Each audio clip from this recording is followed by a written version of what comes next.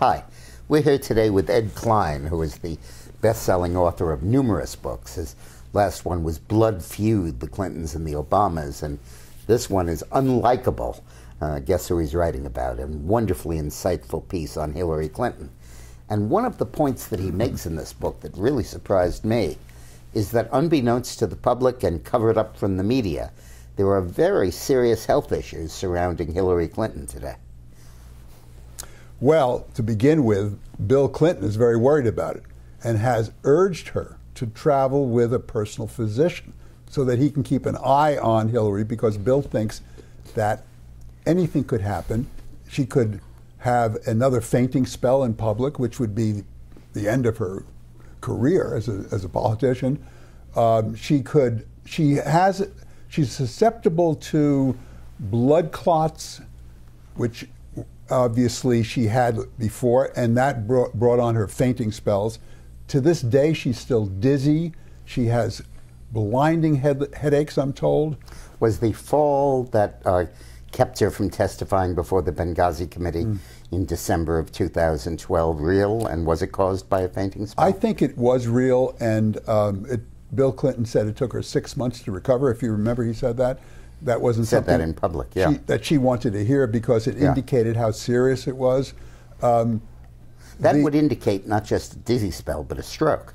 Yes, and I spoke to I didn't speak to her doctors directly, because obviously they wouldn't speak to me, but I did speak to people who have spoken to her doctors, and they say that she needs to be watched very carefully, because at her age, she is susceptible to these blood clots. She's on blood thinner medicine, Coumadin.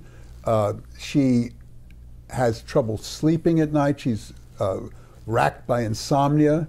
There is a sense that she cannot really do this campaign without taking frequent rests. There's another aspect to this, though, Dick. She also has, as you well know better than anybody, anger issues. And I mean, you were there and an object of those anger issues. Bill is very concerned that because she feels under a great deal of pressure right now, with her poll numbers going down, with the FBI breathing down her neck, with Benghazi and so forth, that she is starting to lose it, that she's starting to evince this kind of uncontrollable anger. And if that continues, he's very concerned that that could have an impact on her health.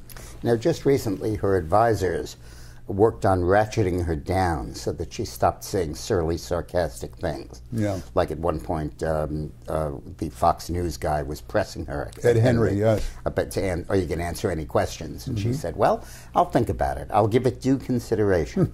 I'll go home and I'll work on the issue and I'll see if I want to, and I'll get back to you, Ed. Yeah. That kind of or when they said, did you wipe your server clean? She said, what, with a cloth? And that kind of sarcasm is usually a polite way of anger coming out. Exactly. A polished, polite way. Yes. And if it comes out a little bit in seepage, it could come out a lot. Yes. And I wonder if when they tried to dial her back on that, there was a fear about that. Well, there has been and is a fear. According to the sources I'm talking to now, she has been pushing around and yelling and screaming at her campaign advisors. In one case, a young woman who's very low level, more than an intern but not a major figure, didn't do exactly what Hillary wanted. Hillary started screaming and yelling at her. The woman turned around to leave, and Hillary went out and grabbed her arm and twisted her arm.